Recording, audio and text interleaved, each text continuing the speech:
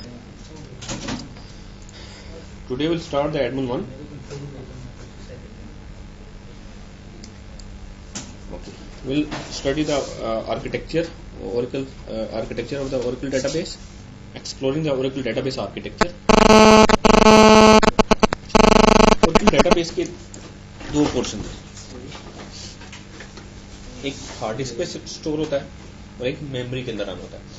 अच्छा, आप कोई भी सॉफ्टवेयर अगर आप इंस्टॉल करते हैं या स्टोर करते हैं तो वो परमानेंटली कहाँ पे जाके स्टोर होता है? आपको कोई भी सॉफ्टवेयर आप जब इंस्टॉल करते हैं एक सिस्टम के ऊपर, हार्ड डिस्क के ऊपर, ठीक है, और जब आप उस सॉफ्टवेयर को रन करते हैं तो वो फिर क्या होता है? या एंड देन या good, okay. What is the reason कि हम मेमोरी में लेके आते हैं उसको? या एक्चुअली देखें, आपकी मशीन में एक होता है जी सीपीयू, इसका काम है कि वो सॉफ्टवेयर को रन करना. देन एक होती है हार्ड डिस्क जिसका काम है स्टोर करना, और एक इसके दोनों के दरमियान में एक लगा दी जाती है जिसको रैम मेमोरी कहते हैं, वर्चुअल मेमोरी या रैम भी कहा जाता है. होता क्या है, जब आप कोई सॉफ्टवेयर करते हैं, रन करते हैं हार्ड डिस्क से, वो मेमोरी में पहले आता है, फिर मेमोरी से सीपीयू को दिया जाता है, उनकी सीपीयू उसको रन करता है. तो वाई नॉट कि हम डायरेक्ट हार्ड डिस्क से सीपीयू को दे दें और वो रन करे और ये मेमोरी की जरूरत ही ना पड़े? हम ऐसा क्यों नहीं करते? Because hard disk store all other data. No issues. इसमें क्या मतलब?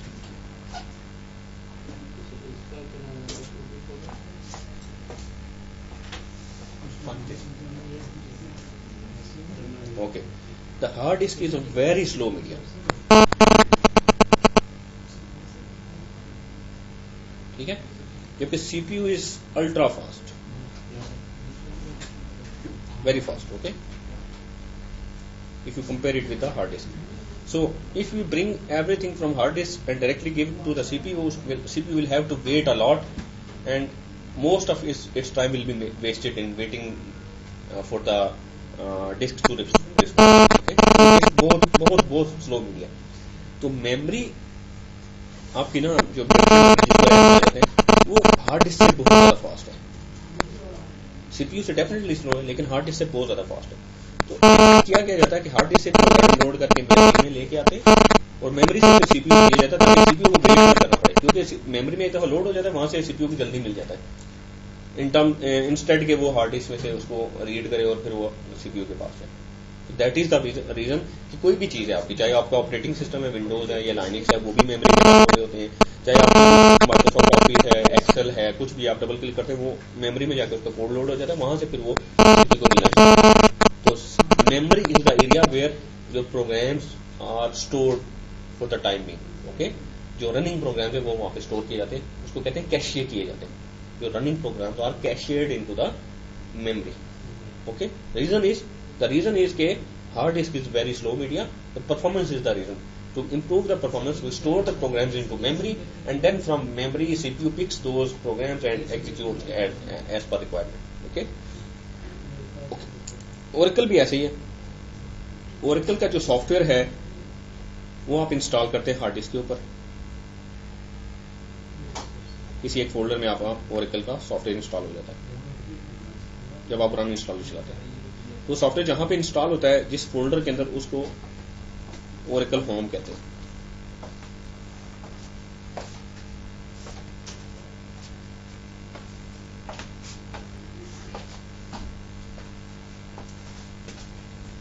ठीक है, Oracle होम. फिर इसके साथ एक डेटाबेस बन जाती है Oracle इस सॉफ्टवेयर को यूज करते हुए. डेटाबेस के दो पोर्शन है. एक पोर्शन है हार्ड डिस्क के ऊपर पड़ा होता है, वो कुछ सेट ऑफ फाइल्स होती हैं जो कि हार्ड डिस्क के ऊपर होती हैं, बहुत सारी फाइल्स होती हैं different. These files are collectively called as database. और Oracle का कुछ पोर्शन मेमोरी के अंदर रन हो रहा होता है जिसको इंस्टेंस कहा जाता है. ठीक है. सो Oracle डेटाबेस सर्वर के दो पोर्शन हैं. एक पोर्शन सेट ऑफ फाइल जो हार्ड डिस्क के ऊपर होती हैं, Oracle की इंस्टॉलेशन के अलावा, सॉफ्टवेयर इंस्टॉलेशन के अलावा कुछ और फाइल्स बनती हैं, वो डेटाबेस कहलाती है आपकी. और कुछ एरिया Oracle का मेमोरी के अंदर रन हो रहा होता है, उसको इंस्टेंस कहा जाता है. अच्छा, इंस्टेंस फर्दर दो चीजों से मिलकर बनता है. इंस्टेंस एक तो मेमोरी एरिया जो ओरेकल ऑक्यूपाई करता है उसको एसजीए कहते हैं, शेयर्ड ग्लोबल एरिया या system global area. Then memory में कुछ प्रोसेसेस चलते हैं जिनके different processes are called processes. Every time database run, या all these structures are created. when database goes the या एरिया इज फिनिश। या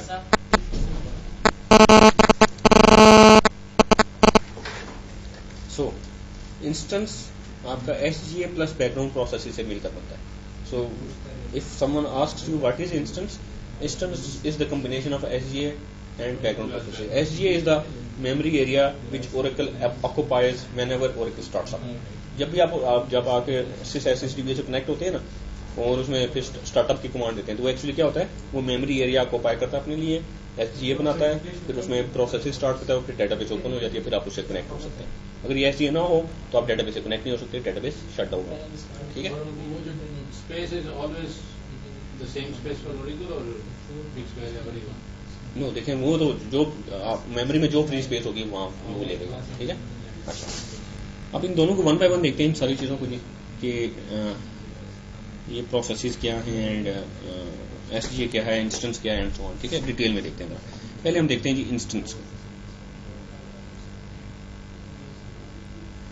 इंस्टेंस जैसे मैंने आपको बताया कि एक मेमोरी एरिया जिसको एसजीए कहा जाता है और बैकग्राउंड प्रोसेसेस से मिलकर बनता है। ठीक है ना। एसजीए को देखते हैं। एसजीए मीन्स सिस्टम ग्लोबल एरिया या शेयर्ड ग्लोबल एरिया भी कहा जाता है इसको। एसजीए का कुछ ना कुछ साइज होता है, ये किसी जगह ये स्पेसिफाई किया जा सकता है। फॉर एग्जांपल, आपके पास टोटल सिस्टम में मेमोरी है 2 GB, जिसपे आपकी ओरेकल जिस मशीन पे इंस्टॉल्ड है उस पे से आप चाहते हैं जी ओरेकल को मिले जी 800 MB या जितनी भी आप चाहते हैं। ये कितनी होनी चाहिए आगे चल के डिस्कस करेंगे। तो बाय डिफॉल्ट ओरेकल क्या है, आपकी मेमोरी को 40% चाहिए, 40% को एसजीए को दे देते हैं। ठीक है, और ये कॉन्फ़िगरेबल है। एक फाइल के अंदर आप वो बताते हैं और फिर जब ओरेकल डेटाबेस स्टार्टअप होती है तो हर दफा वो फाइल रीड होती है और उसमें जितना साइज आपने दिया होता है उतना मेमोरी एरिया आपको पाई कर लेती है, अपने लिए रिजर्व कर लेती है, और that is called SGA. Okay. For example, आपने 800 MB स्पेसिफाई किया फाइल के अंदर, तो जैसे डेटाबेस स्टार्टअप होगी 800 MB मेमोरी एरिया बन जाएगा। अब ये 800 MB फर्दर छोटे छोटे हिस्सों में डिवाइड कर दीजिएगा। एक हिस्सा होगा shared pool,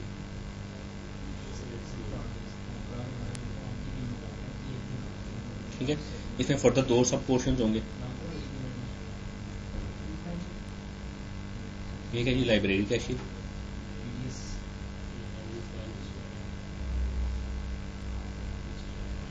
and the other one is dictionary cache.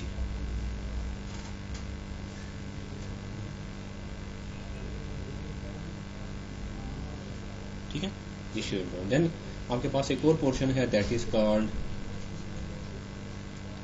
Buffer cache,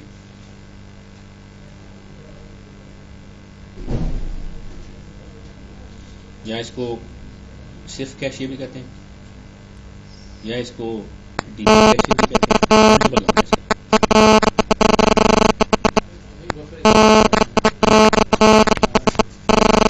Then there is another portion that is called log.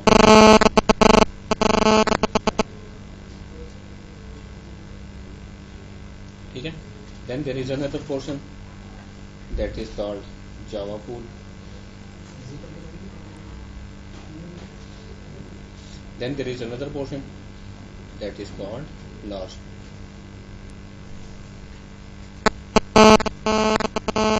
ये कंपोनेंट्स होते हैं, उसको सब फर्क डिवाइड करता है। इस 800 मेमोरी को इन सब में डिवाइड कर दिया। हो सकता है इसको 400 MB इसको दे दे, लेकिन ये भी कॉन्फ़िगरेबल है। 300 MB इसको दे दे, ये जो शेयर 7 होगी, 10 MB इसको दे दिया, 50 MB इसको दे दिया, 40 MB इसको दे दिया, तो ये 800 MB मेमोरी इनमें डिवाइड हो जाएगी। ठीक है, ओके।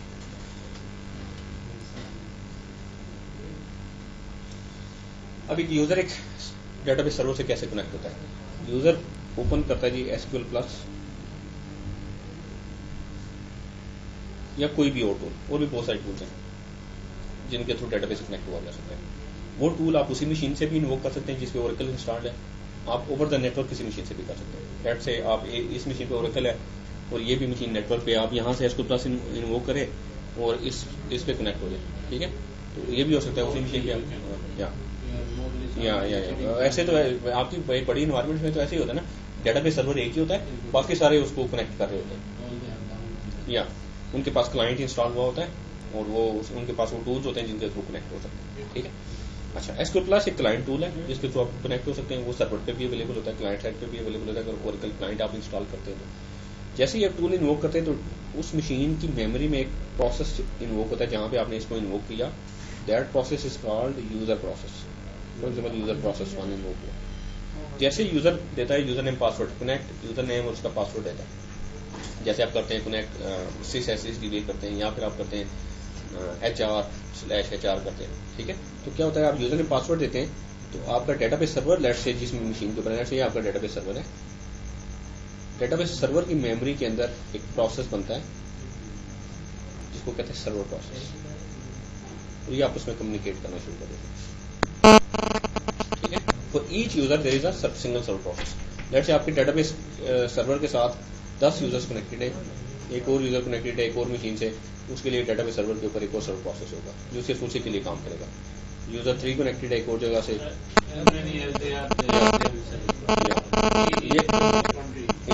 ये सर्वर प्रोसेस को मेमोरी आपको कहते हैं, क्योंकि ये प्रोसेस है मेमोरी में जगह लेता है, कुछ ना कुछ मेमोरी मिलेगा, ठीक है। तो इसलिए जितने ज्यादा प्रोसेस होंगे उतनी ज्यादा मेमोरी कंजम्पशन ज्यादा होगी उस सर्वर के ऊपर, ठीक है। तो आपको यूजर प्रोसेस और सर्वर प्रोसेस का क्लियर हो गया। अब होता क्या है, जैसे ही यूजर कोई क्यूरी लिखता है, आप लिखता है कि सिलेक्ट स्टैटिक फ्रॉम एम्प, ये क्यूरी जब लिख के एंटर करता है, ये क्यूरी इसके सर्वर प्रोसेस के पास जाती है और फिर ये सर्वर प्रोसेस की क्यूरी एग्जीक्यूट करता है और फिर उसको डाटा रिटर्न करता है। या ये एक्चुअली क्या करता है, सबसे पहले क्यूरी इसके पास जाएगी, आप आगे देखते हैं क्या होता है, ठीक है।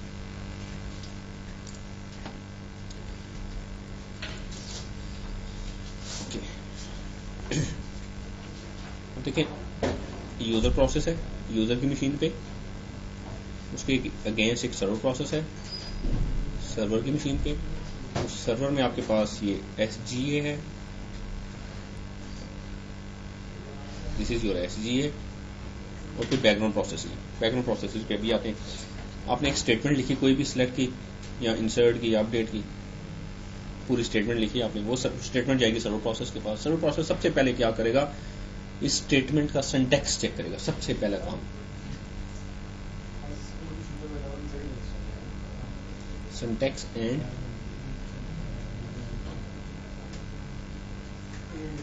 सिमेंटिक्स चेक करेगा, मीन्स कि ये स्टेटमेंट ठीक है, इसमें कोई इशू तो नहीं है, प्लस जिन टेबल्स में से ये यूजर डाटा लेके आना चाह रहा है उस पे उन टेबल्स पे इसको सिलेक्ट करने के, या वो जो ऑपरेशन परफॉर्म करना चाह रहे हैं वो राइट्स भी हैं कि नहीं, प्लस इस नाम से टेबल भी एग्जिस्ट करता है कि नहीं, फिर इसमें सिलेक्ट की लिस्ट में जो कॉलम्स के नाम दिए हैं उस नाम से कॉलम्स भी हैं कि नहीं। अगर इनमें से कोई भी मसला होता है तो एरर आ जाता है आपको, ये फलां टेबल के अंदर फॉर्म नहीं है, ठीक है। वो जाकर सारे चेक करता है और चेक करने के बाद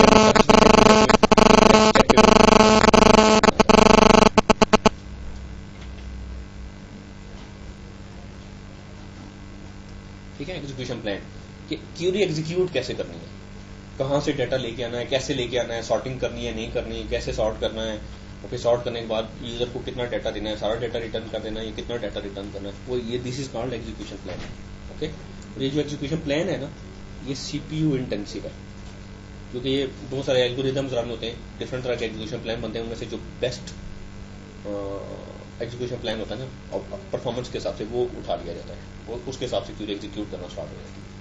तो होता ये है कि एग्जीक्यूशन प्लान बना के शेयर टूल में लाइब्रेरी कैश में स्टोर कर दिया जाता है।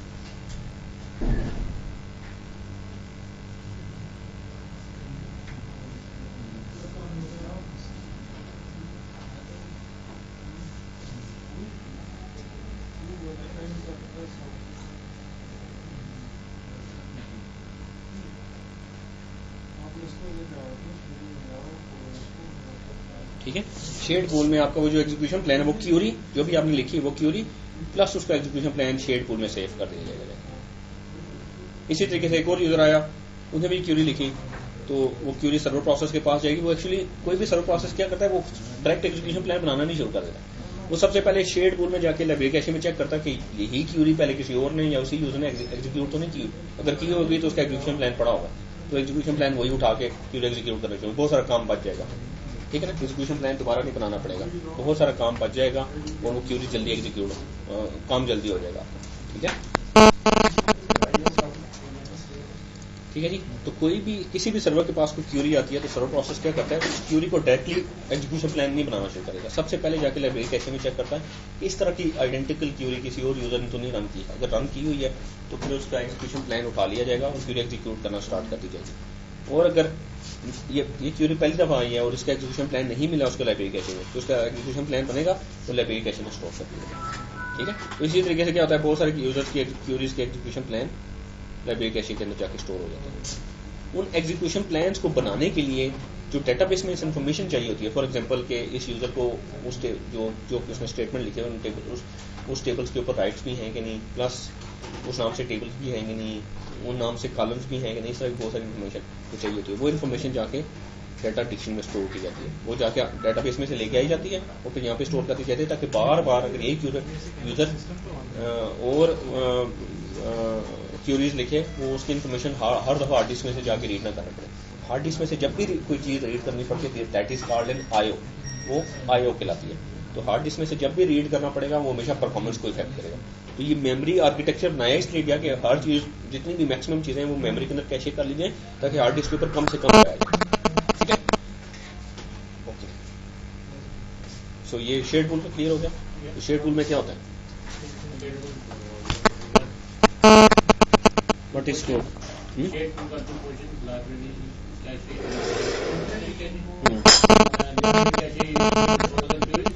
and their execution plans. And the dictionary cache is stored all the information such as rights. Yeah. Dictionary cache stores all the information to make that is required to make the execution plan. execution plan बनाना है तो मुझे information क्या क्या चाहिए कि इस नाम से बाकी टेबल्स हैं, कॉलम्स हैं, राइट्स हैं। तो एग्जीक्यूशन प्लान तभी बनेगा ये इन्फॉर्मेशन मेरे पास इन हैंड है। तो वो डेटाबेस के अंदर स्टोर्ड है, वो उठा के लाई जाती है और डिक्शनरी कैशे में स्टोर की जाती है।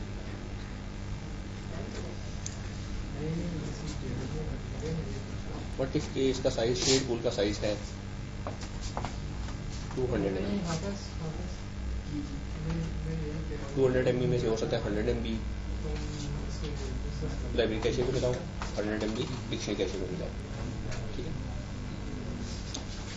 अब अगर ये लाइब्रेरी कैशे फिल हो जाए 100%, एग्जीक्यूशन प्लान सही होंगे, स्पेस लेंगे, फिल हो जाएगी। जब आज तक करते करते बहुत सारे एग्जीक्यूशन प्लान सही वो फिल हो जाए। नया एग्जीक्यूशन प्लान आया, इनकी एक नई क्यूरी आई, उसका already execution plan library cache में नहीं है। अब क्या होगा, अब सर्वर प्रोसेस दिखेगा जो उसमें जगह भी नहीं है। अब लाइब्रेरी कैशे ऑलरेडी फुल है, उसमें स्पेस नहीं है, ग्रो नहीं करेगी। जितना आपने स्पेस देती उतनी स्पेस वो रखती है, उससे ग्रो नहीं करती है। या so what it will do, it will run an algorithm, LRU algorithm. LRU means least recently used. ऐसी क्यूरी जो सबसे ओल्डेस्ट है, जो काफी देर से यूज नहीं हुई, उसको कहते हैं एज आउट, रिमूव कर दिया जाएगा या एज आउट कर दिया जाएगा। एज आउट कर दिया जाएगा, स्पेस अवेलेबल की जाएगी और नई क्यूरी के लिए एग्जीक्यूशन अवेलेबल करके एग्जीक्यूशन प्लान बना के वहाँ स्टोर कर देगा, ठीक है। डिक्शनरी कैशे में क्योंकि वो जो पुरानी ऐसे ही होगा, डिक्शनरी कैशे में पुरानी इन्फॉर्मेशन पास करती जाएगी नहीं अगर जगह नहीं है, ठीक है। सो shared pool is used to store the execution plan, queries and their execution plans. Okay.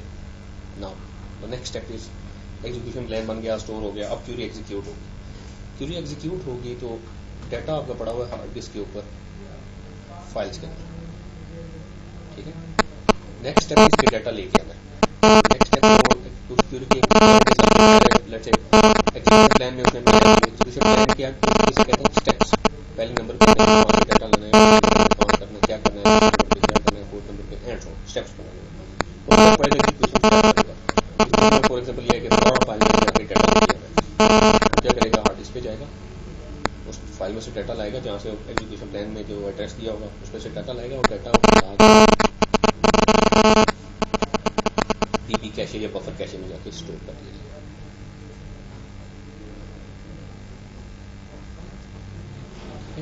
So your dB cache और बफर कैशे और ओनली कैशे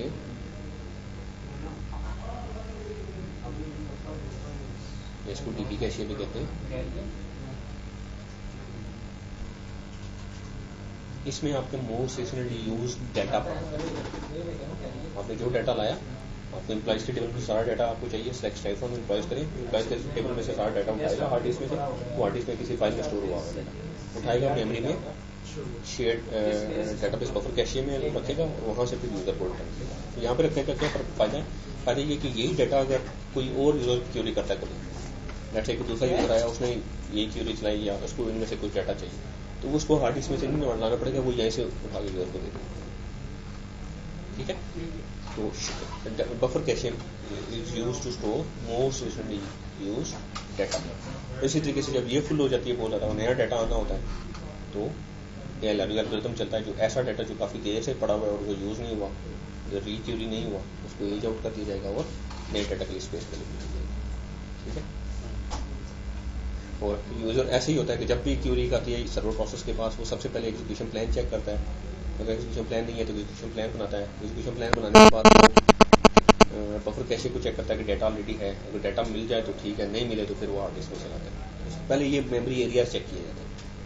ठीक है, तो अब आपको पता चल गया क्यूरी कैसे एग्जीक्यूट होती है। तो दो एरियाज आपने पढ़ लिए, एक पढ़ लिया आपने शेड पूल एरिया और आपने बफर कैशे।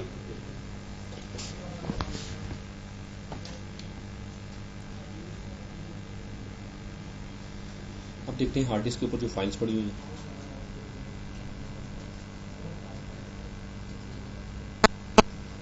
इसके ऊपर कुछ फाइल होती हैं जिनको कहते हैं डाटा फाइल्स, जिनमें आपका सारा टेबल्स एंड डाटा स्टोर्ड है। कुछ फाइल्स होती हैं जिनको कहते हैं कंट्रोल फाइल्स। कंट्रोल फाइल्स में आपकी डेटाबेस का स्ट्रक्चर सेव है, डेटाबेस का नाम क्या है, डेटाबेस में कितनी डाटा फाइल्स हैं, वो कहाँ पड़ी हुई हैं, उनके नाम और लोकेशन साइजेस क्या हैं, और इसके अलावा और बहुत सारी इन्फॉर्मेशन कंट्रोल फाइल्स में। डेटाबेस का physical structure of the database is stored in the control files. Then there are some other files that are called redo log files that store the changes made to the database. आप update करते हैं तो आपने नई value जो भी की वो इसके अंदर फिर यहीं से डाटा फाइल्स में भी जाता है। ठीक है, and so these are three types of files. Then there is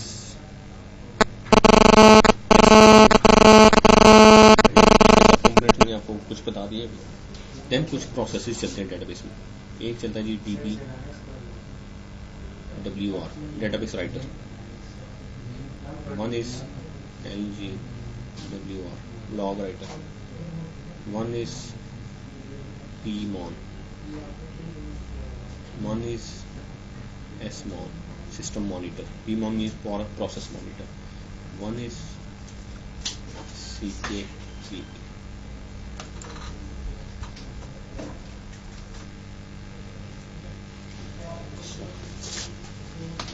So Oracle has a memory area, SGA, then background processes, database writer, log writer, process monitor, as system monitor, and checkpoint. These are the background processes. Then it has a set of files on the hard disk that those are called data files, and data files, control files, and regular files. So question, कोई issue नहीं, मतलब ठीक है। फिर हमने एक देखा जी एक यूजर प्रोसेस और एक सर्वर प्रोसेस। हर यूजर के लिए एक सर्वर प्रोसेस डेडिकेटेड मोड में आपकी डेटाबेस रन हो रही है, बाय डिफॉल्ट डेडिकेटेड मोड में रन होती है। हर यूजर के लिए एक सर्वर प्रोसेस क्रिएट होती है। अब देखते हैं कि यहाँ देखिए अब हम इसको यहीं पे छोड़ते हैं और एक और पेज ओपन करना और फिर पहले मैं सारी फाइल्स को पढ़ लें, फिर मैं इन प्रोसेसेस पे आता हूँ और फिर एक अपडेट की स्टेटमेंट देंगे, ठीक है।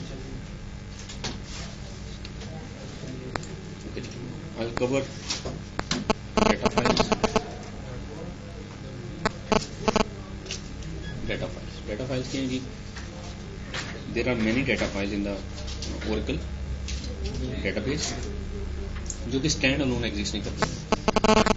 डेटा फाइल्स जैसे मल्टीपल डेटा फाइल्स हैं वो किसी न किसी टेबल स्पेस का पार्ट है। Table space is just a logical container, nothing else. हर टेबल स्पेस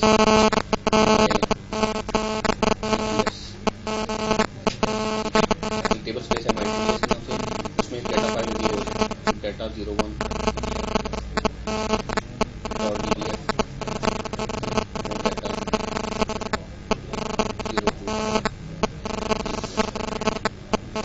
02 मिनिमम एक टेबल स्पेस में एक डेटा फाइल हो सकती है और maximum equally multiple data file. So in your table database by default बहुत सारी टेबल स्पेसेस क्रिएट कर देती है और हर टेबल स्पेस में एक डेटा फाइल होती है। Table space just group of data files is called table space। Her table space का एक नाम होता है, उस टेबल स्पेस में एक या एक से ज़्यादा डेटा फाइल होती है। डेटा फाइल डिफरेंट लोकेशंस पे होती है, साइज होता है। तो डेटा फाइल्स का जितना साइज होगा वो सारा उन सब का कम्युलेटिव साइज मिलकर टेबल स्पेस का साइज है। फॉर एग्जाम्पल एक डेटा फाइल है 10 GB की, दूसरे 5 GB की, तो टोटल टेबल स्पेस का size 15 GB। Now data files को देखते हैं।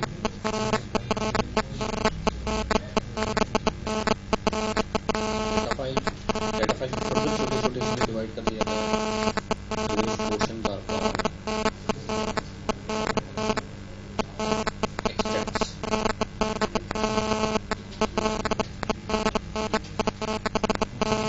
देन एक्सटेंड्स फर्दर छोटे छोटे हिस्सों में डिवाइड होते हैं। Those are called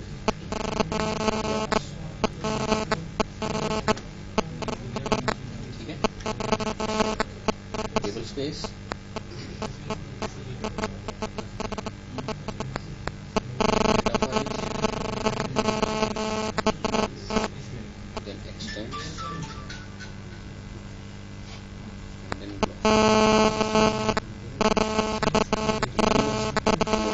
सबसे लोएस्ट। अब जब आप कोई एक टेबल स्पेस का पार्ट है, टेबल स्पेस है टेबल स्पेस उसमें एक डेटा फाइल है XY आपने इसका नाम रख दिया, जो मर्जी नाम रख दिया।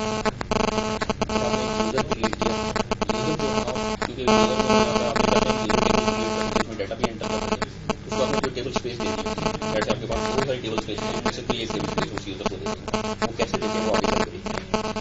आपने यूजर क्रिएट किया, उसको ये XY टेबल स्पेस दे दी, वो यूजर लॉगिन हुआ, उसने क्रिएट टेबल स्पेस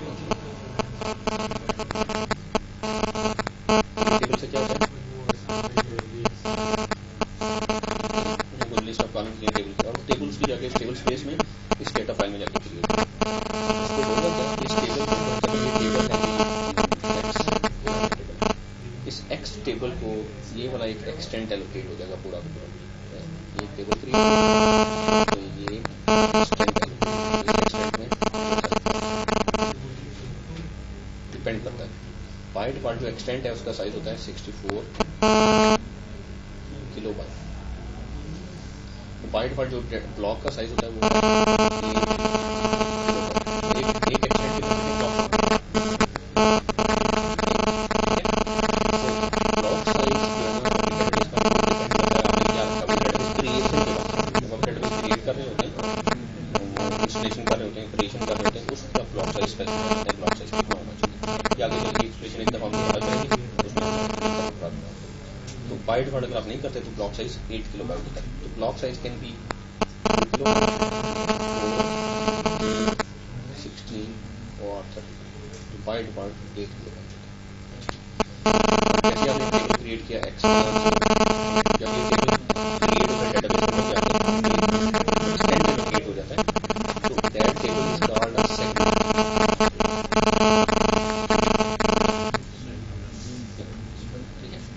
सेगमेंट कर रहे हैं। ऐसे ऑब्जेक्ट्स जो डेटा स्पेस ऑक्यूपाई करेंगे वो extends allocate, those objects are called segments. Table भी एक सेगमेंट है और इंडेक्स भी एक सेगमेंट है, ठीक है। इंडेक्स टेबल के नीचे सेगमेंट है, अब इसमें यूनिट डाटा इंसर्ट करेगा। सबसे पहले ब्लॉक में जाके डाटा इंसर्ट करेगा। ये ब्लॉक है, उसमें रो इंसर्ट की, यहाँ ये रो करते ये ब्लॉक जब फिल हो जाएगा नेक्स्ट ब्लॉक में वो फिल हो जाएगा, नेक्स्ट ब्लॉक में ये करते ये पूरा एक्सटेंड जब फिल हो जाएगा नेक्स्ट अवेलेबल एक्सटेंड इसको दे जाएगा, टेबल ग्रो कर देगा। जब वो फुल हो जाएगा next available extend and so. तो इसी तरीके से आप ये एक्सटेंड्स एलोकेट किए जाते हैं टेबल को as per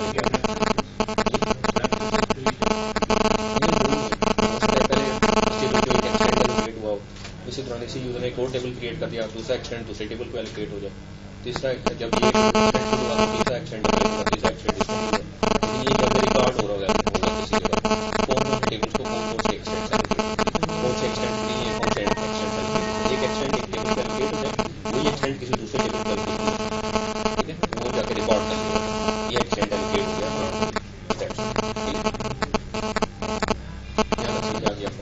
So the minimum space allocation unit is a extent. जब भी स्पेस एलोकेट होती है किसी टेबल को उसको एक पूरा एक्सटेंड एलोकेट करते हैं, ग्रुप ऑफ ब्लॉक्स उसको एलोकेट करते हैं, तो next group of block allocate होता है, जब वो फिल हो जाएगा तो नेक्स्ट ग्रुप ऑफ ब्लॉक, ठीक है। एक डेटा ब्लॉक के कितनी रोज आ सकती है, जैसे 8 किलोबाइट का एक ब्लॉक है, कितनी रोज आ सकती है, एक्सटेंड के लिए एक ब्लॉक डिपेंड करता है रो के साथ, रो का साइज यदि 22 होता है एक ब्लॉक के अंदर 100 रोज आ जाए, हो सकता है एक ब्लॉक के अंदर 50 रोज आए, 60 रोज आए, डिपेंड करता है रोज आपके पास। यूजली एक ब्लॉक के अंदर बहुत सारे रोज आते हैं। अब आप जब क्वेरी लिखते हैं आपको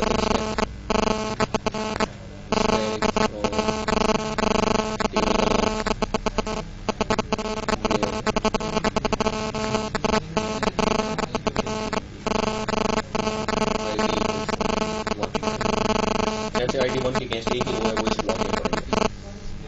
ओरेकल क्या करेगा, वो एक रो रीड नहीं करेगा, ओरेकल मिनिमम एक ब्लॉक रीड करता है, ये कहता है मेमोरी के अंदर कहाँ पे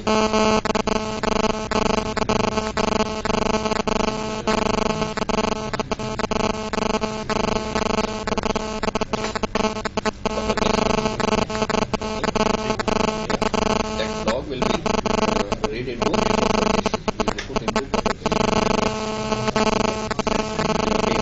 cache.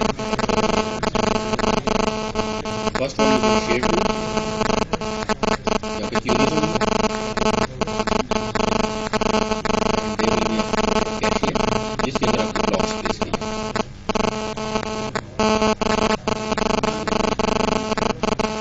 तो ये क्या करेगा, जो डाटा चाहिए लेट्स से इस डाटा फाइल में डाटा है तो ये सर्वर प्रोसेस को ब्लॉक रीड करेगा, तो रीड करके वो कैसे प्लेस तो वहाँ से इस ब्लॉक में आपको एक रो, आपकी क्वेरी ने एक रो चाहिए तो उस ब्लॉक में से एक रो उठाएगा और यूजर को डाटा, ठीक है,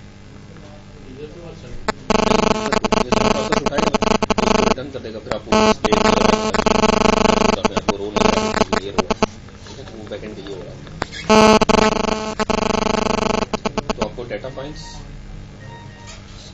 सेगमेंट्स के अंदर एक्सटेंड्स के अंदर ब्लॉक्स, और फिर minimum space allocation extend, minimum IO unit is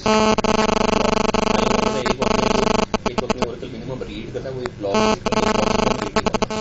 या एक वक्त में राइट करता है वो मिनिमम एक ब्लॉक राइट करता है, एक ब्लॉक से कम राइट नहीं करता। ये नहीं होता कि एक ब्लॉक में 4 रो है, आपको एक रो चाहिए तो एक रो रीड करके मेमोरी में लाएगा और आपको देगा, वो पूरा ब्लॉक रीड करके मेमोरी में आएगा, वहां से एक रो निकाल के आपको देगा, ठीक है।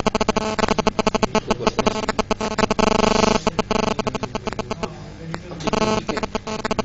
डाटा एक्चुअली कहाँ पे स्टोर होगा, अभी आपने हार्ड डिस्क में कौन सी हार्ड डिस्क में ठीक है, टेबल तो लॉजिकल थी, हार्ड डिस्क में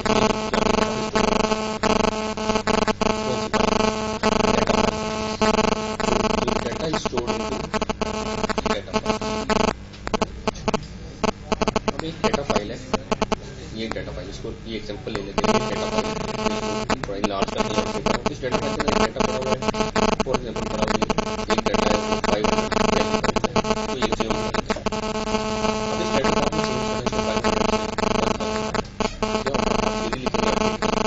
वो सब सबसे करेगा कि एजुकेशन प्लान इसकी का है कि नहीं, ऐसे नहीं है, वो एजुकेशन प्लान बनाएगा, फिर वो देखेगा जो डाटा मॉडिफाई करना वो ऐसे नहीं है, डाटा रीड करके डाटा रीड करके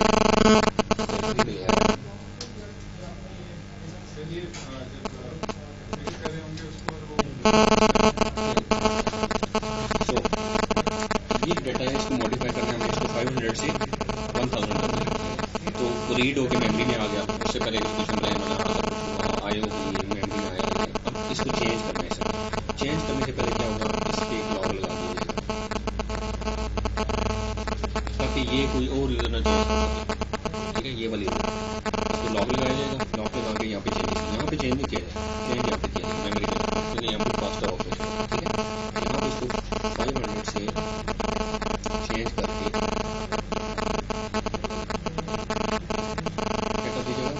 चेंज करने से पहले जो 500 लॉक लगाया जाएगा, उसकी एक कॉपी बनाई जाएगी और हार्ड डिस्क के ऊपर एक्चुअली पहले डाटा यहाँ पे पड़ा हुआ था, एक और हार्ड डिस्क के ऊपर एक फाइल होगी जिसको कहते हैं अनडू, जैसे ये आपकी अनडू फाइल, तो वो 500 उठा के इसकी कॉपी यहाँ पर रखी जाएगी,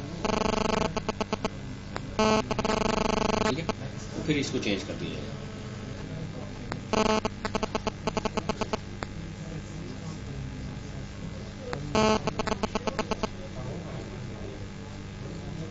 ठीक है, जैसे ही चेंज की जाएगी, फिर इस चेंज की एक कॉपी एक और आपका पोर्शन है that is called log buffer.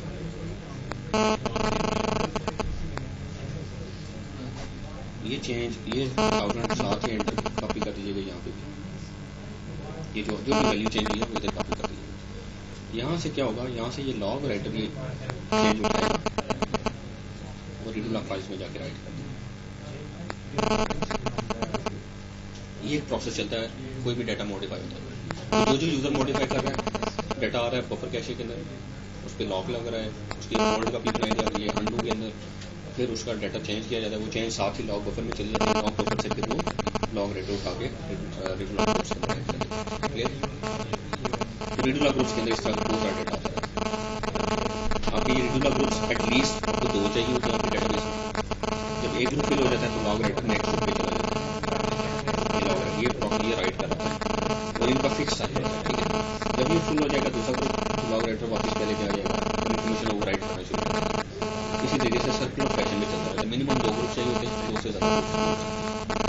आपके रीडिंग ऑफ फाइल्स के अंदर क्या होता है, जितने भी डेटाबेस के अंदर डाटा में चेंजेस होते हैं वो changes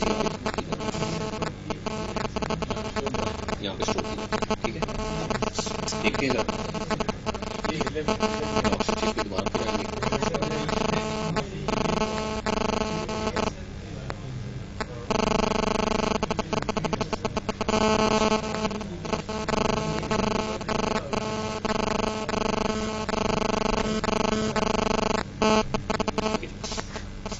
So redo log groups capture changes made to the data.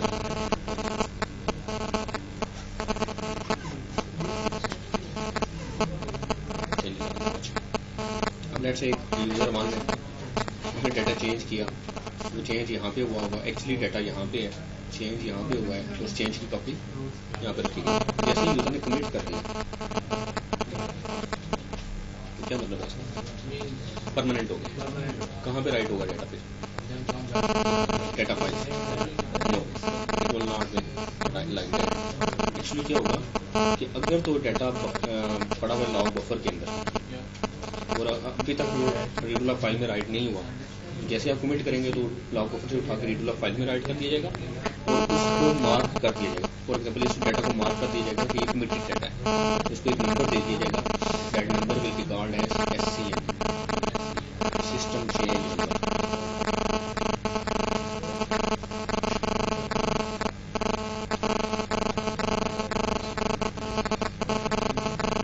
ठीक है, सिस्टम चेंज नंबर जो ये बताता है कि ये डाटा कमिटेड है।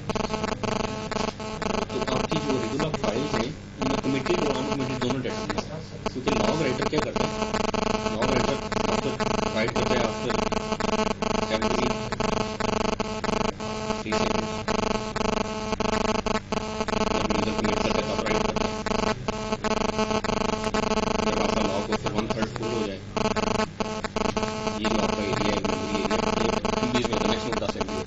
ये वन राइट बोलोगे तब ये राइट करता है। तो इसलिए इसमें ऐसा डाटा जो पड़ा हो जो भी यूजर ने कमिट भी नहीं किया वो लॉग फाइल्स के अंदर चला गया। ऐसा डाटा जो कमिटेड हो उसको एससी नंबर मिल जाता है। जैसे पहला जो आपने वो एक डाटा कमिट किया उसके एससी नंबर 1 मिल जाएगा। एक और यूजर आया उसने डाटा एंटर किया उसने कमिट नहीं किया, एक और यूजर अपने डाटा उसका डाटा आया उसको एससी नंबर 2 मिल जाएगा। तो बहुत सारे एससी का डाटा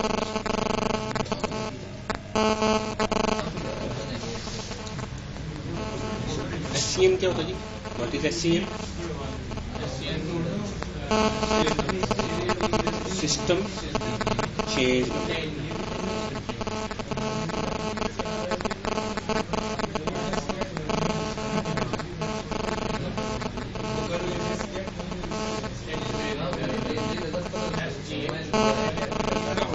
SCM से क्या मुराद है? लेट्स से SCM किसी दिया हुआ ट्रांजैक्शन तो उससे तो उसको क्या मतलब है? SCM हाँ नहीं, SCM means system change number, but what is this SCM? ये क्या करता है? सोचें। Identifies which data is committed and which data is yes. So if our data has SCM number, it means that is committed. And if data don't have SCM, it means that is uncommitted.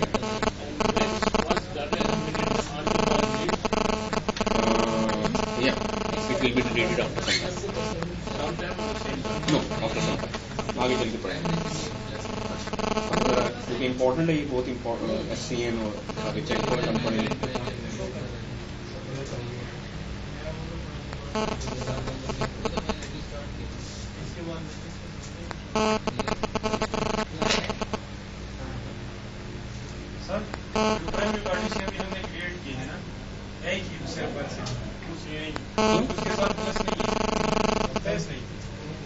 नहीं देखिए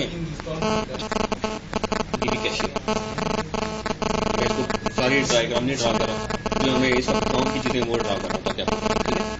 dB cache holds data जो कि एक user read करता है या modify करता है, बहुत सारा डाटा आपका पड़ा हुआ है dB cache data in the form of blocks. जब एक दफा ब्लॉक्स डीबी कैशे में आ जाते हैं, बफर में कैशे में आ जाते हैं, तो उन ब्लॉक्स को बफर्स कहा जाता है। These blocks are called buffers.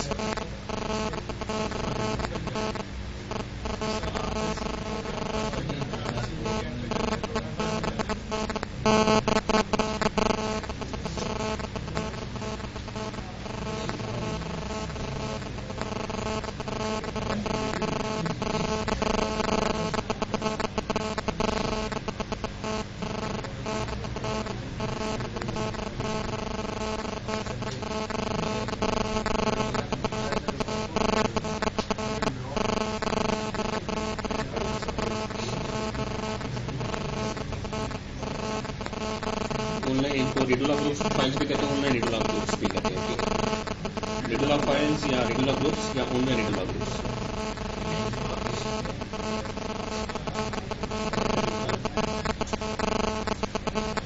एक डाटा है जो आपने चेंज करना है। डाटा फाइल्स में एक डाटा फाइल है जिसको अनडू कहेंगे हम। ये 500 यहाँ पे आ गया, ठीक है, रीड होगी इधर आ गया। इससे पहले वाली सारे स्टेप्स वही है, एग्जीक्यूशन प्लान, लाइब्रेरी कैशे में उसके एग्जीक्यूशन प्लान, डाटा लेंगे डेटाबेस बफर कैशे में। अब इसको लॉगिंग आ भी जाएगा, उसको कॉपी करके फिर इसको चेंज किया जाएगा।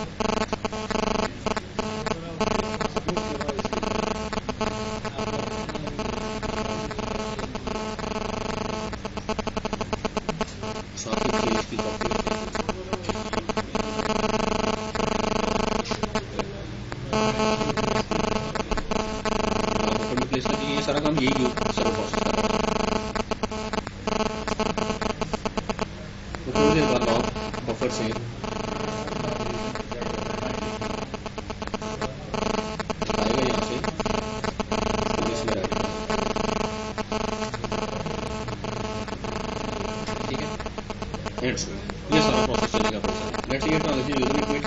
सी मेंबर में बंद हो गया, फिर कुछ और डाटा आया, आपको हेल्प तो नहीं चाहिए, फिर कुछ और डाटा आया, फिर ये डाटा कुछ डाटा कनेक्टेड है, फिर बहुत सारा डाटा एंड करते करते इस रेगुलर फाइल के अंदर बहुत सारा डाटा, जो डाटा यहाँ पे चेंज हो गया था वो कहाँ से आ रहा है, यहाँ पे आ रहा है इस रेगुलर फाइल के अंदर, वो कहाँ से आ रहा है, लॉग बफर यहाँ से आ रहा है, इधर पड़ा हुआ ना डाटा। लॉग राइटर तो एक प्रोसेस है जो यहाँ से उठा के उधर राइट कर रहा है, ये आ कहाँ से रहा है, लॉग राइट बफर से, तो लॉग बफर में कहाँ से आ रहा है, डीबी कैशे, यानी कि मीन्स के वो जो डाटा यहाँ पे पड़ा हुआ है वो डाटा यहाँ पे भी पड़ा हुआ है। जब एक दफा लॉग बफर से डाटा उठा के रेगुलर फाइल में राइट कर दिया जाता है ना, लॉग बफर को क्लियर कर दिया जाता है, जैसे ये डाटा ट्रांसफर हो चुका है तो ये यहाँ से क्लियर हो जाएगा, यानी कि कट एंड पेस्ट किया जाता है इसको लॉग बफर से, जैसे ये सारा डाटा लॉग बफर से ट्रांसफर हो गया, लॉग बफर क्लियर हो जाएगी, अब नया डाटा जो भी चेंज हो रहा होगा इसमें कॉपी हो जाएगा, तो इसमें जो डाटा आता है वो आगे ट्रांसफर हो जाता है, लेकिन डाटा बेस बफर कैशे में डाटा रहता है। अब एक यूजर ने कमिट किया, तो लॉग राइटर देखेगा कि वो जो डाटा है वो ऑलरेडी रेडुला फाइल में शिफ्ट हो चुका है, लेट से नहीं हुआ, वो डाटा उठाएगा, रेडुला फाइल में शिफ्ट करेगा, उसको नंबर देगा और यूजर में मैसेज आ जाएगा कमिट कंप्लीट, ये डाटा सेव, लेकिन एक्चुअली डाटा सेव होना चाहिए था यहाँ पे, लेकिन यहाँ पे नहीं अभी हुआ, वो डाटा भी यहीं पे पड़ा हुआ है, लेकिन यहाँ पे उसकी कॉपी सेव क्या होगा, थोड़ी देर के बाद ना डीबी राइटर इन्वोक होगा, डेटाबेस राइटर ये चलेगा, ये जो डाटा है चेंज डाटा जो भी राइट करना है, ऐसा डाटा जो हार्ड डिस्क से डेटाबेस बफर कैशे के अंदर आ जाए तो वो चेंज हो जाए आगे, जैसे ये डाटा है 500, ये बफर कैशे के अंदर चेंज हो गया आगे 1000 हो गया, चेंज हो गया, ऐसा डाटा जो हार्ड डिस्क से डाटा फाइल में से बफर कैशे में आया, बफर कैशे में आके चेंज हो गया, उस डाटा को हम डर्टी बफर्स कहते हैं।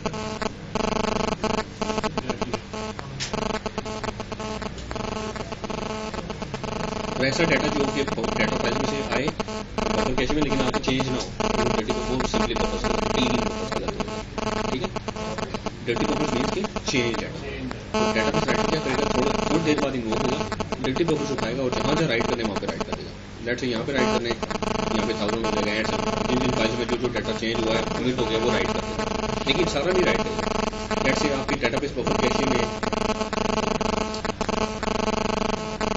100 डर्टी बफर, तो डेटाबेस राइटर एक वक्त में जब इन्वोक होगा तो इनमें से 100 में से हो सकता है 80 राइट कर दे, बाकी 20 यहाँ पे छोड़ देगा, जब 80 जो राइट कर देगा ना वो अब वो अवेलेबल होंगे, उनको फ्लश किया जा सकता है, वो डाटा फाइल में चला गया, वो परमानेंट हो गया, कोई नुकसान नहीं। अब अगर आपकी डेटाबेस रीस्टार्ट भी हो जाए, क्योंकि डेटाबेस रीस्टार्ट होगी तो ये तो मेमोरी एरिया, ये वाला ऊपर वाला, ठीक है, ये सारा मेमोरी एरिया, तो ये मेमोरी एरिया तो वॉश हो जाएगा, इसमें जितना डाटा वो सारा लॉस हो जाएगा, इसलिए ओरेकल आपको ये कहता है कि आप यूजर ने जब डाटा कमिट कर दिया तो ओरेकल वो डाटा यूजर्स को अवेलेबल करेगा, वो डाटा लॉस नहीं होगा। लेट्स से डेटाबेस राइटर क्या करता है, जब चेक पॉइंट होता है,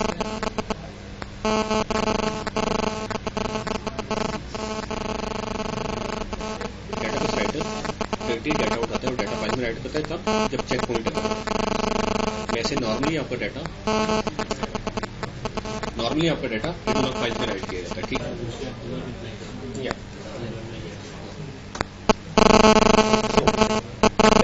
डाटा मॉडिफाई हुआ है, वो आपका कैशे के अंदर पड़ा है, इसको एक्चुअली जगह चाहिए हार्ड डिस्क में, डाटा फाइल में, डेटाबेस राइटर राइट करता है, हर वक्त राइट, जब शुरू करता है तो डेटाबेस राइटर से राइट करता है,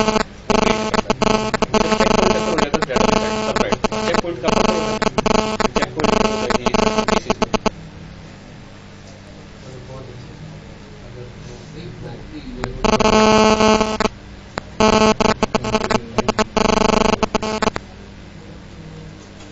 चेक पॉइंट का बकर होता है, चेक पॉइंट अगर होता है जब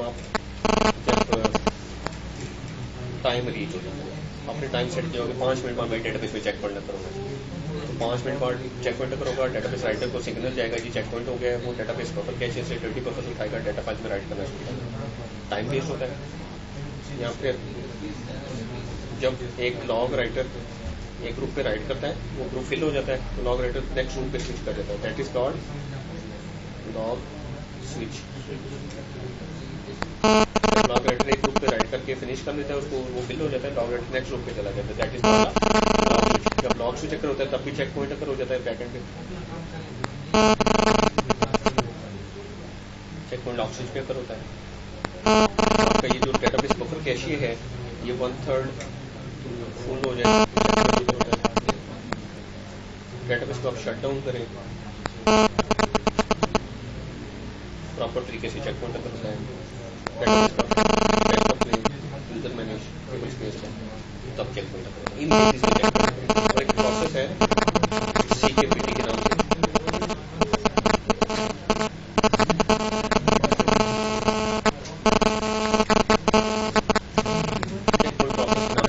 मॉनिटर कर रहा होता है, जैसे कोई इवेंट होता है, जैसे कोई भी इवेंट होता है, check point process database write को सिंगल करता है, चेक पॉइंट होता है, database writer database buffer cache से डेटा उठाता है और डेटा फाइल में राइट करता है।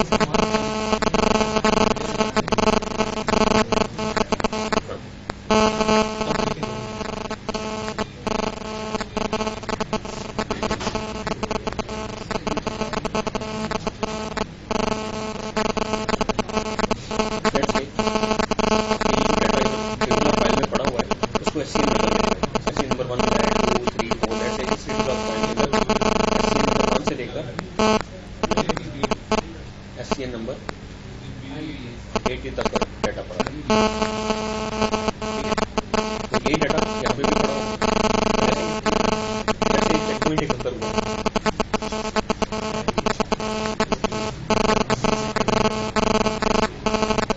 चेक पॉइंट होता है सारा डाटा होता है मॉडिफाई सारा नहीं राइट होगा, कुछ डाटा राइट होता है, जैसे हो सकता है 1 से लेकर 60 तक डाटा राइट होगा। और फिर क्या करेगा, डाटा राइट 1 से लेकर 60 तक हो सकता है डाटा डिफरेंट होता है, आपको एग्जाम्पल देता हूँ 1 से 60 हो सकता है 1 से 60 तक हो या कुछ डाटा राइट, जितना भी डाटा राइट होगा अज्यूम कर लें 1 से 60 तक राइट होगा, 1 से 60 तक वो डाटा राइट करेगा, जब वो राइट कर लेगा डेटाबेस राइट CKPT प्रोसेस को बताएगा हाँ ये डाटा राइट करेगा, CKPT प्रोसेस को पूछेगा कहाँ तक का डाटा राइट है, यह बताएगा जी SCN नंबर 60 तक। ये प्रोसेस क्या करेगा, ये कंट्रोल फाइल में जाके लिख देगा जी 60 और डाटा फाइल के हेडर में लिख देगा 60। This 60 is actually the SCN।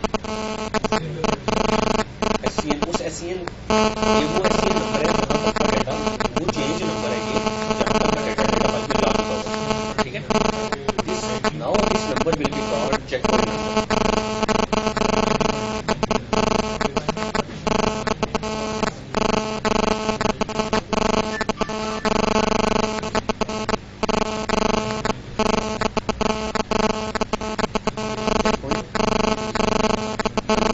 Check point SCN भी कहते हैं, चेक पॉइंट नंबर या चेक पॉइंट SCN।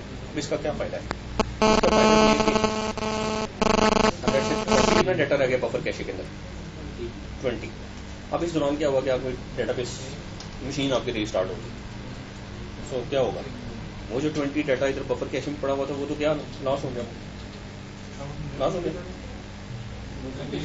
हाँ, लेकिन वो एक्चुअली तो डाटा आपका डेटाबेस राइटर बफर कैशे से डाटा उठाता है ना, 1 से लेकर 80 तक डाटा कहाँ पड़ा हुआ था, बफर कैशे में, तो बफर कैशे से डेटाबेस राइटर ने उठा के डाटा फाइल में राइट कर दिया कहाँ तक 60 तक, बाकी 20 है वो बफर कैशे में पड़ा हुआ है, उसके बाद 20 के बाद और भी आया होगा, बैकअप इज देयर। हाँ, अब उस इस चेक पॉइंट नंबर का क्या फायदा है, अब जब नेक्स्ट टाइम डाटाबेस स्टार्टअप होगा ना तो वो देखेगा जी कि कहाँ तक डाटा राइट हुआ था जी 60 तक, रूलर फाइल में कहाँ तक डाटा पड़ा हुआ जी 80 तक, तो इसका मतलब है कि देयर इज समथिंग रॉन्ग, कुछ डाटा भी डाटा फाइल में नहीं गया, वो क्या करेगा जी 60 से ऑनवर्ड, वो देखिएगा कहाँ तक गया था, इसका मतलब 60, तो यहाँ देखिएगा 60 कहाँ पे, फॉर एग्जाम्पल यहाँ पे जी 60 से ऑनवर्ड सारा डाटा उठाएगा, वो डाटा फाइल में शिफ्ट कर देगा खुद से ऑटोमेटिकली, बैकएंड पे ही शिफ्ट कर देगा, दैट इज कॉल्ड इंस्टेंस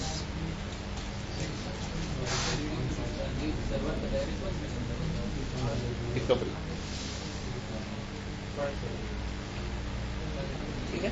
तो इंस्टेंस रिकवरी का मतलब है आपका नॉर्मल आपके डेटाबेस रीस्टार्ट हो गया, ये सर्वर रीस्टार्ट हो गया, डेटाबेस ही रीस्टार्ट हो गया, तो नेक्स्ट स्टार्टअप पे वो रेगुलर फाइल्स को यूज करते हुए ऐसा डाटा जो कमिटेड था, चेंज एंड कमिटेड डाटा था, वो उठाएगा और डाटा फाइल में शिफ्ट कर देगा, और ये करेगा आपका एक प्रोसेस है SMON, सिस्टम मॉनिटर, वो ये वो ये डाटा उठाएगा, स्टार्टअप जब डाटाबेस स्टार्टअप हो रही होगी और डाटा फाइल को शिफ्ट करेगा और डाटाबेस सिंक्रोनाइज होगी। क्लियर है?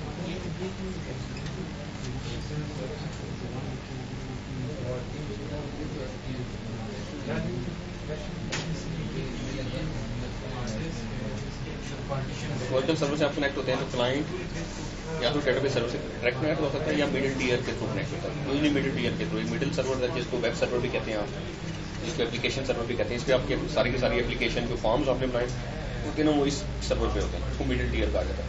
आपके जो क्लाइंट्स होते हैं वो ब्राउजर के थ्रू उस एप्लीकेशन को एक्सेस करते हैं और डेटाबेस में लॉगिन हो रहे होते हैं। तो एक्चुअली ये डेटाबेस सर्वर के साथ कम्युनिकेशन कर रहा होता है directly.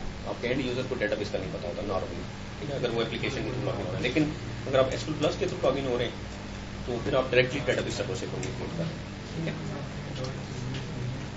This is the architecture of database server. User process user की मशीन पे होता है, सर्वर प्रोसेस सर्वर मशीन पे होता है। सर्वर प्रोसेस जो मेमोरी लेता है उसको PGA कहते हैं, प्राइवेट ग्लोबल एरिया, ठीक है। देन आपका जो डेटाबेस है वो इंस्टेंस और सेट ऑफ हार्ड डिस्क के ऊपर जो डाटा फाइल्स हैं उनको डेटाबेस कहते हैं, उनसे मिलकर बनता है instance. Further system global area SGA और बैकग्राउंड प्रोसेस से मिलकर बनता है, जबकि हार्ड डिस्क के ऊपर जो फाइल है वो डिफरेंट तरह की फाइल है, ठीक है। आपके जो डेटाबेस का इंस्टेंस है वो नॉन क्लस्टर्ड हो सकता है या क्लस्टर्ड हो सकता है। नॉन क्लस्टर्ड का मतलब है एक ही मशीन है उस पर डेटाबेस चल रहा है, वही मशीन अगर डाउन होगी तो सब कुछ अनअवेलेबल होगा। आप ये भी कर सकते हैं कि मल्टीपल मशीन पे कर लें, ताकि एक मशीन डाउन हो जाए तो दूसरी अवेलेबल हो, दूसरी डाउन हो जाए तो तीसरी अवेलेबल हो। हाई अवेलेबिलिटी के लिए आप क्लस्टरिंग इंप्लीमेंट करते हैं, that is called high availability cluster. आगे चल के देखेंगे हम इसको। Connection to a database, communication between a user process and an instance, and session, specific connection of a user to an instance through a user process. जब एक user name password दे के database connect होता है, उसके कैसे process बना दिया जाता है, तो इट इज सेट कि उस यूजर का सेशन इस्टेब्लिश हो गया डेटाबेस के साथ, ठीक है। हर यूजर का एक सेशन, आप SQL Plus 2 विंडो ओपन कर लें तो दोनों विंडो में या 4 यूजर से कनेक्ट हो जाए या किसी भी यूजर से कनेक्ट हो जाए, आपके 2 सेशन इस्टेब्लिश हैं डेटाबेस के साथ। हर सेशन अपना सिर्फ डाटा देख सकता है, हर सेशन के अगेंस्ट एक सर्वर प्रोसेस होगा डेटाबेस सर्वर के ऊपर। Now this is the detailed architecture of the SGA। SGA में शेयर टूल है, वो मैं आपको बता चुका हूँ। बफर कैशे है, रीडूलॉग बफर है, ये हमें नहीं पड़े, कुछ चीज़ें अभी हमने छोड़ दी हैं क्योंकि वो बहुत कम्प्लेक्स हो जाएगा, अभी हमने उसको कवर किया है। लार्ज पूल है, जावा पूल है, स्ट्रीम पूल है, इनको भी हमने नहीं चढ़ा, हमने सिर्फ 3 चीज़ें पढ़ी हैं इसमें, shared pool, buffer cache, redo log buffer. और हमने ये जो आपका सर्वर प्रोसेसेस हैं उनके हमने ये जो PGA है वो जो स्पेस लेता है उसको भी हमने अभी हमने टच नहीं किया। रीज़न ये है कि वो it will be too complex for you to study at this phase, okay. Shared pool is a portion of the SGA, contains library cache, shared SQL area होता है। shared SQL area का मतलब है वो जो हमने बात की थी ना कि एग्जीक्यूशन प्लान्स होते हैं, SQL पड़ी होती हैं, एग्जीक्यूशन प्लान, उसको shared SQL area कहा जाता है। देन डाटा डिक्शनरी कैशे होती है और एक थर्ड पोर्शन होता है कंट्रोल स्ट्रक्चर। थर्ड पोर्शन को भी हमने डिस्कस किया। Buffer cache is a part of the SGA, holds copy of data blocks that are read from the data files, is shared by all concurrent users। इनके late से एक user data read करके buffer cache में लेके आता है, दूसरे user को रीड करके नहीं लाना पड़ता, वो वहीं से यूज कर लेता है, वो आपस में शेयर कर रहे होते हैं वो सारा data. Redo log buffer is a circular buffer in the SGA, holds information about changes made to the database, contains redo entries that have the information to redo changes made by operations such as DML and DDL। जो भी आप changes करते हैं वो buffer cache में change होती है, वहाँ से रीडूलॉग बफर में, वहाँ से रीडूलॉग फाइल में, ठीक है। ये सारा आपको लॉजिकली क्लियर होना चाहिए। इस चैप्टर में वो उस तरीके से आपको नहीं मिलेगा जैसे मैंने आपको वो सारा रन करके दिखाया ना, ताकि आपको अंडरस्टैंड यू कैन अंडरस्टैंड कि क्या हो रहा है, अदरवाइज इस तरीके से याद रखना चाहिए। लास्ट स्कूल अभी छोड़ दिया मैंने, जावा स्कूल भी छोड़ दिया है, प्रोग्राम को छोड़ दिया। Quiz memory region that contains data and control information for a server or background process is called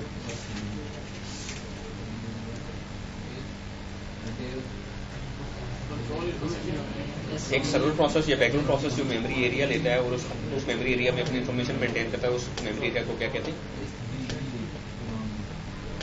buffer cache में तो डाटा होता है ना, PGA। देखिए एक सर्वर प्रोसेस है, उसमें अपना एक सर्वर प्रोसेस या मेमोरी होता है जो कुछ स्पेस ऑक्यूपाई करता है मेमोरी में। या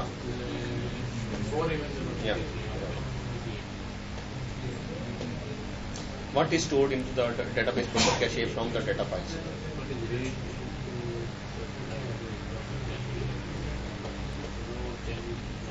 बीच में कह रहा है ये रूल से करनी rules which one? Blocks. Yes. तो मिनिमम ब्लॉक रीड करता है, वो रोज रीड करके नहीं जाता, ठीक है। प्रोसेसेस आर्किटेक्चर में आपके पास यूजर प्रोसेसेस हैं। यूजर प्रोसेस में क्या होता है कि यूजर प्रोसेस है, उसके अगेंस्ट सर्वर प्रोसेस होता है। डेटाबेस प्रोसेसेस में सर्वर प्रोसेस है, हर यूजर प्रोसेस के अगेंस्ट एक सर्वर प्रोसेस होता है। तो बैकग्राउंड प्रोसेसेस जब आप डेटाबेस स्टार्ट करते हैं, database writer, log writer, CKPT, check point, PMON, SMON, ये प्रोसेस, ठीक है। तो यूजर प्रोसेस के अगेंस्ट सर्वर प्रोसेस बनता है, वो फिर डेटाबेस से इंटरेक्ट करता है, यूजर की क्वेरीज को प्रोसेस करता है, ठीक है। डेटाबेस राइटर क्या करता है? Writes modified dirty buffers in the buffer cache to data disks asynchronously while performing other processing to advance the checkpoint. तो कुछ लेट्स से ये डेटाबेस बफर कैशे में कुछ डर्टी बफर है, डेटाबेस राइटर क्या करेगा? इनको उठाएगा और डेटा फाइल्स में लाएगा, फुल पाथ में हम लोकल बिन डायरेक्टरी एंटर करने से। हाँ जी। Log writer writes the redo log buffer to redo log files on disks, writes when the user process commits a transaction, when the redo log buffer is 1/3 full, before our database writer process writes modified buffer to disks, and every 3 seconds. हमने पढ़ा था। checkpoint record checkpoint information in control file and read data file header. जब checkpoint complete हो जाता है तो वो number कहाँ तक डेटा राइट हो चुका है वो नंबर राइट करता है डेटा फाइल में, उसको checkpoint नंबर कहते हैं या checkpoint SCN कहा जाता है। Small system monitor